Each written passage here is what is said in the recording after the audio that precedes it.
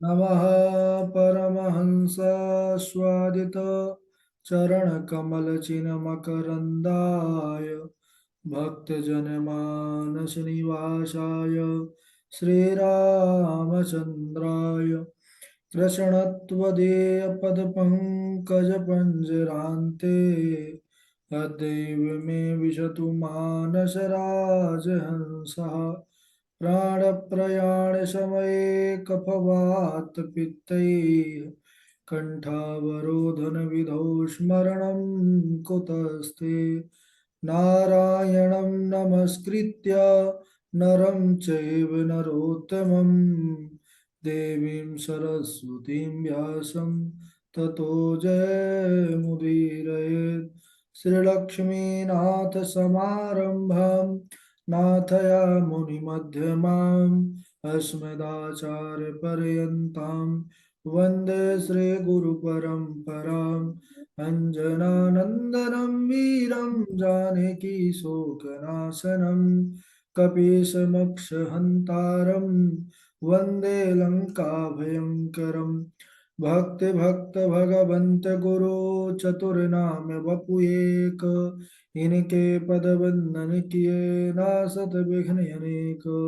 बोले वृंदावन बिहारी लाल की जय, भागवत महापुराण की जय, सुखदेव भगवान की जय।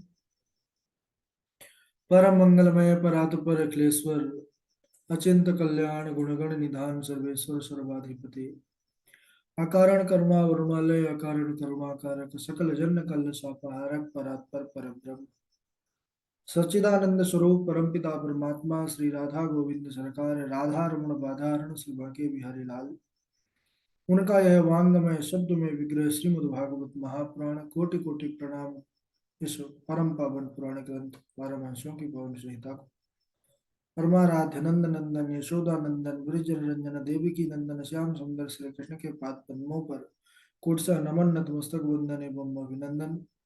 उनकी आह्लादनी शक्ति प्राण प्रिया जगत वंदनी ब्रजमान नंदनी भासुती जगदीश्वरी बरसाने वाले श्री किशोरी जो के पावन चरण बिंदों पर कुटसा प्रणति समस्त भूतादि के सी आराम में सब जग जानी करहु प्रणाम जोर जो गोपाल। हम सबका यह परम सौभाग्य की श्रीमद् भागवत की कथा का पावन विचार संकल्प लेकर के एक साथ जुड़ करके इस पावन पुराण की तरफ अपनी मति बुद्धि कर उसकी पावन तैयारी कर रहे हैं। बड़ा आनंद आ रहा है। पूर्व में हम सबने अजामिल किस प्रकार से भगवान नाम का आश्रय लिया और परमात्मा द्रवीभूत होकर के वह कारण करुणा वरुणालय नारायण श्रीहरि नारायण पुत्र रूपी नारायण को पुकारने पर भी वह परम पिता परमात्मा नारायण उस अजामिल का उद्धार कर दिए। तो नाम की बड़ी भारी महिमा कल हम पूर्व में हम सब ने सुना भी कि बाबा जी तो बहुत महिमा गाए और बाद में कह दिए कि कहाँ कहाँ लग नाम बढ़ाई राम न सकहि नाम गुण गाई। तो नाम की महिमा बहुत है और कलिकाल में तो विशेष है। इसीलिए कलौ केशव कीर्तनाथ यानी उनके नामों का ही उच्चारण कीजिए, उसी से ही आप भगवान के प्रिय बन जाए। सुखदेव जी महाराज राजा परीक्षित से कहते हैं कि हे राजन, प्राचीन बरही के पुत्र प्रचेताओं के यहाँ भगवान की कृपा से दक्ष का जन्म हुआ और दक्ष का विवाह पांचजन्य की पुत्री अश्मी के साथ हुआ, जिससे हर्यश्व नामक 10,000 पुत्र हुए। 10,000 पुत्रों को दक्ष ने आज्ञा दिया कि आप सृष्टि में मेरी सहायता करें। तो उन 10,000 पुत्रों ने कहा ठीक है महाराज, पहले हम तपस्या करके आते हैं और उसके बाद आपकी आज्ञा का पालन करते हैं। तपस्या करने के लिए नारायण सरोवर पर आते हैं और इधर इनकी भगवत परायणता को जब देवर्षि नारद जी ने देखा तो नारद जी ने इन 10,000 दक्ष के पुत्रों से कूट प्रश्न किए। नारद जी पास में गए और नारद जी ने कहा कि हे पुत्रों, क्या तुम ऐसे बिल को जानते हो जहां पर जाने का रास्ता है लेकिन वहां से फिर लौटने का रास्ता नहीं है? एक ऐसी स्त्री है जिसके अनेकों रूप हैं, और उस अनेक रूपों वाले स्त्री का एक ऐसा पुरुष है जो पति है। एक ऐसी नदी है जो दोनों ओर बहती है। एक ऐसा हंस जिसकी कथा विचित्र है। एक ऐसा घर जो 25 तत्वों से मिलकर के बना हुआ है। क्या यह सब तुम जानते हो? उन दक्ष के 10,000 हर्यश्व नामक पुत्रों ने मना किया कि हे देवर्षि, हम तो इन प्रश्नों के उत्तर जानते नहीं हैं, लेकिन जानना चाहते हैं, क्योंकि यह रहस्यमय प्रश्न है आपके। बोले, बिल्कुल, अगर इन प्रश्नों को जानोगे तभी आप आगे गृहस्थ में प्रवेश कर सकते हो। बिना इन प्रश्नों के उत्तर जाने सृष्टि कैसे करोगे आप? तब देवर्षि नारद के चरणों में प्रणाम करते हैं कि महाराज, आप जो आज्ञा करेंगे वही करेंगे। आप इन प्रश्नों के उत्तर हमको प्रदान कीजिए। तब नारद जी ने उन प्रश्नों का उत्तर देते हुए उनको बड़ा सुंदर उपदेश दिया। कहने लगे कि हे पुत्रों, मोक्ष ही वह बिल है जहां पर जाना तो होता है, जाने का रास्ता तो है, लेकिन फिर लौटने का नहीं है। क्योंकि जब मोक्ष प्राप्त कर लेता है जीव तो आवागमन के बंधन से मुक्त हो जाता है। भगवान ने भी इसका जिक्र गीता में किया है कि जब बोले कि मेरा परम धाम कैसा है, बोले ना तद भासते सूर्यो न शशांको न पावकः और यद गत्वा न निवर्तन्ते तद धाम परमम मम। जो स्वयं प्रकाशित है वह वहां पर ना तो सूर्य का प्रकाश चलता है, ना चंद्र और ना अग्नि का, वह स्वयं प्रकाशित है भगवान का धाम। और जहां पर जाने के बाद फिर लौटना नहीं पड़ता। यद गत्वा न निवर्तन्ते तद्धाम परमम मम। भगवान कहते हैं कि मेरा वही परम धाम है। ततः पदम तत्परिमार्गितव्यम यस्मिन् गता न निवर्तन्ति भूयः। तो उस परम धाम यानी मोक्ष पद की प्राप्ति करना, जहां से फिर लौटना नहीं होता, वही मोक्ष रूपी बिल है जहां जाने का रास्ता है, लेकिन लौट करके आने का रास्ता नहीं। बोले कि वह माया ही स्त्री है जिसके अनेकों रूप हैं, माया के बहुत रूप हैं। क्योंकि ईश्वर कृष्ण संख्य कारिका पर भी कहा गया, अजाम में काम लोहित शुक्ल कृष्णाम बहवी सृजा बहवी प्रजा सृज माना स्वरूपा। तो उस माया के ही बहुत सारे भेद हो जाते हैं। वही सत रज तम तीन रूपों में जगत की सृष्टि का कारण बनती है। माया के द्वारा ही पूरा यह जगत का निर्माण होता है। और वही मायापति देखिए, भगवान कहे, काफी चीजें आपकी लाइफ में हैं जो आपको उसके अनेकों नेगेटिव। रूप हैं। और उन बहुरूपणी स्त्री जिसके बहुत से रूप हैं, उसके पति कौन है? भगवान है। क्योंकि मायापति भगवान कहे गए। और बोले कि एक ऐसी नदी है जो दोनों ओर बहती है। वह कौन सी नदी है? बोले यह संसार ही वह नदी है जो दोनों ओर बहती है। एक ओर प्राणी जन्मता है, जन्म लेता है, और दूसरी ओर प्राणी मरता है। यानी जो है हर समय कोई ना कोई जन्म लेता रहता है सृष्टि में, और कोई ना कोई मरता रहता है। तो यह दोनों ओर बहने वाली यह नदी है। बहुत सुंदर एक प्रसंग है, यक्ष प्रश्न। जब धर्मराज युधिष्ठिर से प्रश्न किया था यक्ष ने कि महाराज, संसार में सबसे बड़ा आश्चर्य क्या लगता है आपको? संसार का सबसे बड़ा आश्चर्य क्या है? तो महाराज युधिष्ठिर ने कहा था कि हे यक्ष, आहन्य हनि भूतानि गक्षन्ति यम मंदिरम शेषा जीवित मिक्षन्ति किमाश्चर्यमतः परम्।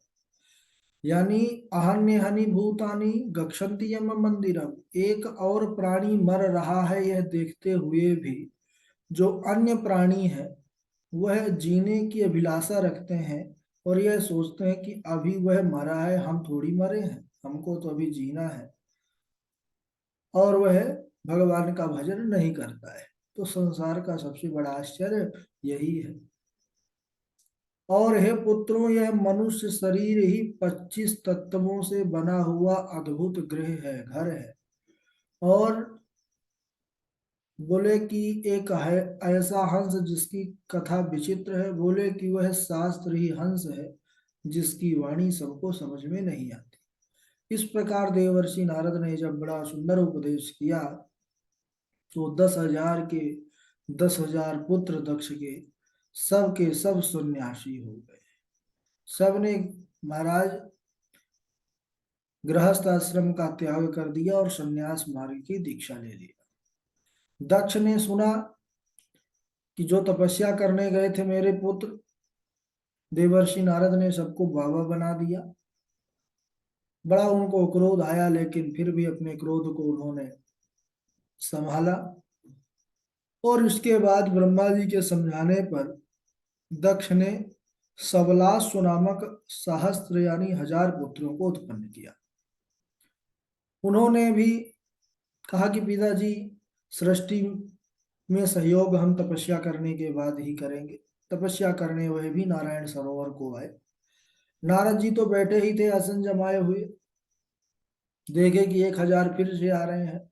बोले अब 10,000 चेला तो बन गए हैं, अब 1,000 ये और बन जाएंगे तो 11,000 पूरे जो है तो चेला बन जाएंगे एक स्थान पर बैठे बैठे। नारद जी बैठे रहे। वह भी नारद जी को देखे, देवर्षि नारद को तो प्रणाम किए। नारद जी ने कहा कि देखो भाई, छोटे भाइयों का कर्तव्य होता है कि बड़े भाई का अनुसरण करें। तुम्हारे बड़े भाइयों ने तो इस गृहस्थ मार्ग को छोड़ करके संन्यास मार्ग का अनुकरण किया है, तो आपको भी अनुकरण करना चाहिए। और नारद जी ने उन सबलाश्व नामक 1,000 पुत्रों को भी दक्ष को ऐसा उपदेश दिया कि वह भी संन्यास मार्ग की दीक्षा लेकर के सन्यासी हो गए।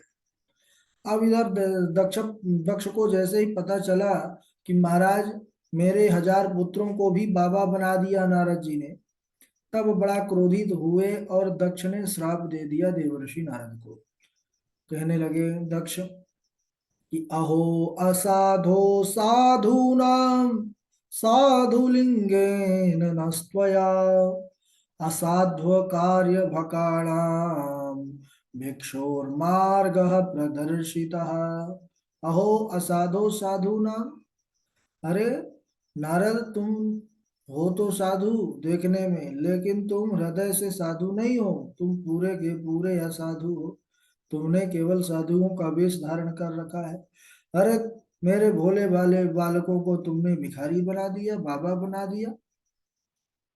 ठीक है, आज से मैं तुमको श्राप देता हूँ कि तुम थोड़ी देर से ज्यादा, क्षण भर से ज्यादा कहीं एक स्थान पर रुक ना सकोगे। ऐसा श्राप दे दिया। तो नारद जी ने कहा श्राप स्वीकार है महाराज।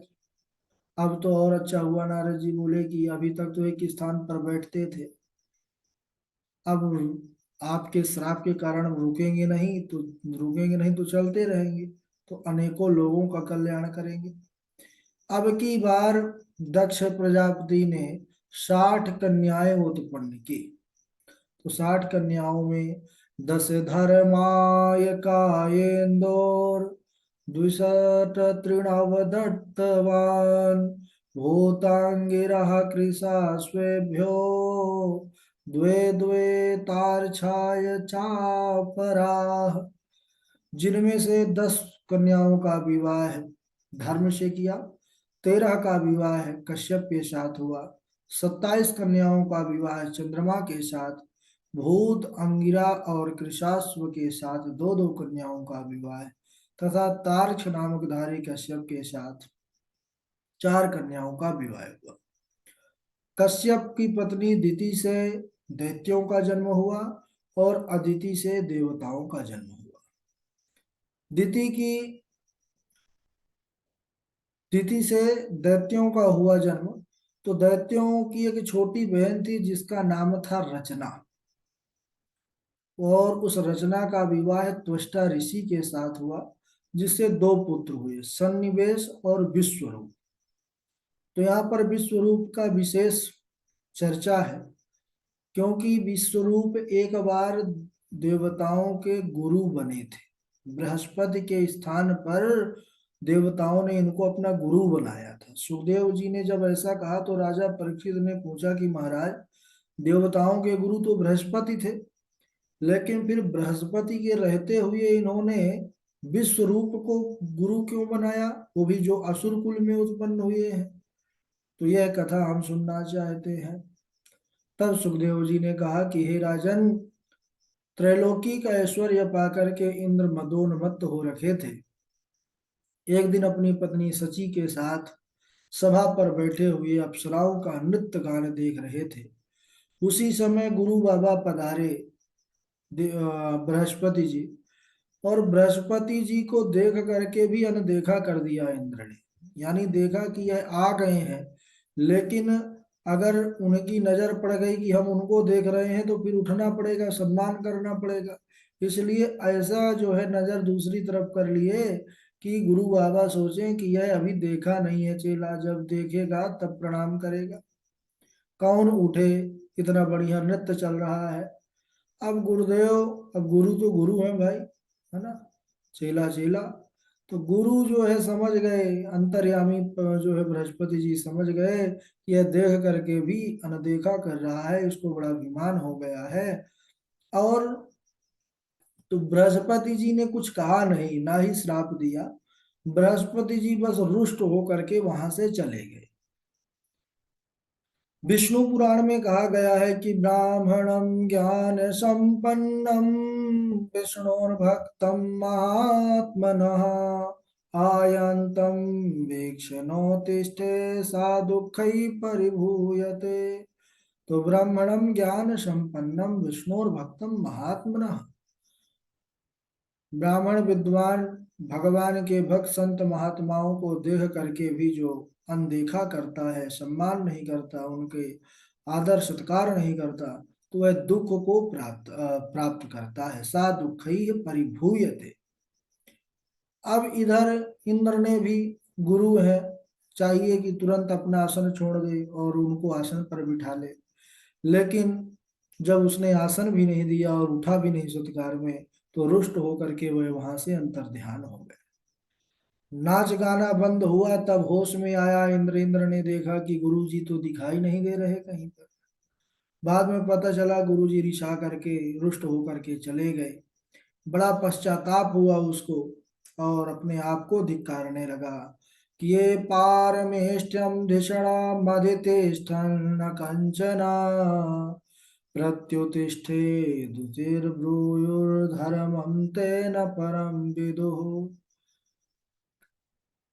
पश्चाताप करने लगा इंद्र की, जो यह सोचता है कि मैं सार्वभौम सिंहासन पर बैठा हूं, मैं सम्राट हूं, मेरे पास बहुत ऐश्वर्य है, और वह इस प्रकार मदान्ध होकर के भी गुरुजनों का सम्मान नहीं करता है, आदर नहीं करता है, सम्मान में खड़ा नहीं होता है, तो वास्तव में वह धर्म को जानता नहीं है। अब इधर दैत्यों को यह बात पता चली कि देवताओं के गुरु उनसे नाराज होकर के कहीं चले गए। तब उन्होंने सोचा कि गुरु का हाथ नहीं है सर पर, अब ये बढ़िया मौका है कि इनसे इनका राज्य छीन लिया जाए, अब ये परास्त कर दिया जाए इनको। तो आक्रमण बोल दिया, धावा बोल दिया दैत्यों ने। अब बहुत पिटाई किया देवताओं की। अब देवता लोग महाराज बिना गुरु के आशीर्वाद के, है ना, गुरु मेहरबान तो चेला पहलवान, और गुरु बाबा खुद जो है तो रुष्ट होकर के गायब है। तो इधर दैत्यों ने देवताओं की बड़ी पिटाई किया। देवता भी इधर उधर अपनी जान बचा करके भागते हैं, छिपते हैं, और दैत्यों का राज्य हो गया स्वर्ग पर। सब देवता भागे भागे गए ब्रह्मा जी के पास। ब्रह्मा जी से बोले, महाराज मार डाले दैत्य लोग, हमको बड़ा पिटाई किए हैं, घर से भी निकाल करके और घर पर कब्जा कर लिया है। ब्रह्मा जी ने कहा कि तो ठीक है, पिटाई तो दिख रही है तुम्हारी, लेकिन तुम लोगों ने अपने गुरु का अपमान करके ठीक नहीं किया है। अरे बृहस्पति साक्षात जो है भगवान है। न विप्र गोविंद गवीश्वराणाम भवंत भद्राणि नरेश्वराणाम। जो ब्राह्मण गाय गोविंद गुरु इनका सम्मान करता है उसका कभी अमंगल नहीं होता है। तुमने गुरु का तिरस्कार किया है। देवराज इंद्र ने बहुत क्षमा मांगी, महाराज इस बार रक्षा करिए, हम लोग का हमको घर दिला दीजिए, अब की बार से भूल नहीं होगी। उन्होंने कहा कि देखिए, यह दशा हुई है गुरु के रुष्ट होने के कारण, और गुरु प्रसन्न होंगे, गुरु सत्ता प्रसन्न होगी तभी जाकर के तुम्हारी हालत बदल सकती है। तो बोले बृहस्पति तो है ही नहीं है, पता ही नहीं है, तो महाराज उनको मनाएंगे कहाँ से। बोले कि तुम इसके लिए काम करो, चले जाओ त्वष्टा के पुत्र विश्वरूप के पास। अगर तुम उनके असुरोचित भाव को क्षमा करके उनको अपना गुरु आचार्य बना लोगे तो वह विश्वरूप बड़े प्रतापी हैं, और उनके प्रताप से तुम लोग अपना हारा हुआ स्वर्ग पुनः प्राप्त कर लोगे। उनके अंदर ऐसा सामर्थ्य है, तो गुरु बनाओगे तभी कल्याण होगा। तो अब इधर देवता लोग भागे भागे जाते हैं विश्वरूप के पास, और विश्वरूप के पास जाकर प्रार्थना करते हैं कि आचार्यो ब्राह्मणो मूर्ति पिता मूर्ति प्रजापते भ्राता मरुत्पते मूर्ति माता साक्षात् स्तनु। बड़ा सुंदर देवता लोग प्रणाम करके अपना काम बनाने में देवता बड़े कुशल है।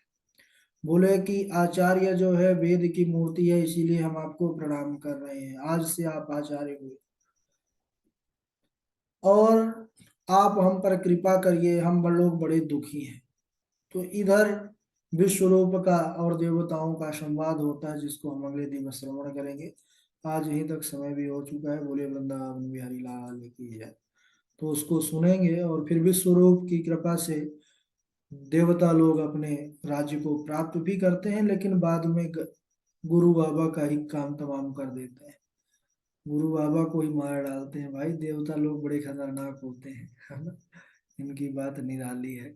चलिए सुनाइए, कल सुनेंगे देवता लोगों का हाल आगे। बारी बारी से सबसे पहले पूर्वी सुनाएंगी। पूर्वी जी के बाद गणेश झा जी हैं, डॉक्टर हरिदत्त शर्मा जी हैं, सुष्मिता त्रिपाठी जी हैं, अखिलेश द्विवेदी जी हैं, हमारे राघव जी हैं, सुप्रभा जी हैं, वैभव जी हैं, और इनके बाद देवेश जी हैं, अजय चौबे जी हैं, मेघनाथ चक्रवर्ती जी हैं, अमित चौबे जी हैं, और मोहित जी हैं। चलिए स्वागत है। राधे राधे गुरु जी प्रणाम। सुनाइए। पतितः स्खलितो भग्ना तन्दस्तस्तप्त आहतां हरिरित्यवशिन्नाः पुनर्नरहति यातनाम्। राधे राधे गुरु जी प्रणाम। ठीक है। राधे राधे गुरु जी। हाँ राधे राधे। पतितः अस्खलितो भग्नः संदष्टः तप्त आहत। पतितः अस्खलितो भग्नः संदष्टः तप्त आहत। हरिरित्यवसेनाः पुमान् नारहति यातनात्। जिह्वान जिह्वान व्यक्ति जिह्वान व्यक्ति भगवद गुणनामधेयम्। चेतश्चन स्मरति तच्चरणारविन्दम्। कृष्णायनो कृष्णायनो नमति यच्छिरे कदापि। कानानयध्वमसतो कृत विष्णु कृत्यान। राधे राधे गुरु जी। जी डॉक्टर साहब सुनाएंगे। राधे राधे गुरु जी। हाँ राधे राधे डॉक्टर साहब। पतिते स्खलितो भग्ने संदष्टस्तप्तो आहते हरित्यवसेनाहं पुमान् नाहति यातनाम्। जिह्वान भक्ति भगवत गुण नामधेयम् चेतस्मै स्मरति तच्चरणारविन्दम्। कृष्णाय नो नमति यच्छ एकदापि तानान्यद्धं सतोऽत्कृतं विष्णु कृत्यान् जिह्वान भक्ति भगवत गुणानां एयं चेतस्ने स्मरति तच्चु चरणारविन्दं कृष्णाय नो नमति यच्छ एकदापि तानान्य यध्वं सतो अकृति विष्णु कृतानाम्। श्री कृष्ण के चरणों में जो नहीं झुकता उनकी भगवत सेवा विमुख पापियों का भी मेरे पास लाया करो। बहुत बढ़िया, बहुत ये बढ़िया। हरे डॉक्टर राधे, साहब, हरे राधे। राधे साहब, बहुत बढ़िया। डॉक्टर साहब के बाद अब सुष्मिता त्रिपाठी जी हैं। जी गुरुजी, राधे राधे। हाँ, पिता सलितो भग्ना संदष्टस्तप्त आहता हरिरित्येव सेनाहं पुमानार्हति यातनाम्। जी गुरु। ठीक है, राघव दास जी सुनाएंगे। राधे राधे गुरु जी, प्रणाम। पतितः स्खलितो भग्नः संदष्टप्तः आहतः हरिरित्यवशेनाः पुमान्नार्हति यातनाम् जिह्वानवक्ति भगवद्गुणनामधेयम् चेतश्च न स्मरति तच्चरणारविन्दम् कृष्णाय नो नमति यच्छिरेकदापि तानान्नयध्यमसतो विष्णुकृत्यान् तानान्नयध्यमसतो विष्णुकृत्यान्। प्रणाम गुरु जी, राधे। बहुत बढ़िया, अखिलेश द्विवेदी जी। राधे राधे गुरु जी। हाँ,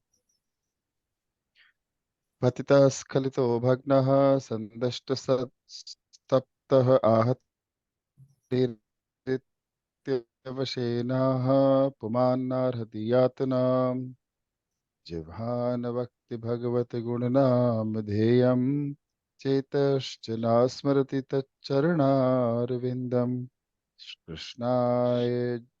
कृष्णाय नो नमति यच्छ्रिये कदापि तानानयध्वमसतो कृतविष्णुकृत्यान्। राधे राधे। बहुत बढ़िया। सुप्रभा जी हैं, फिर वैभव हैं।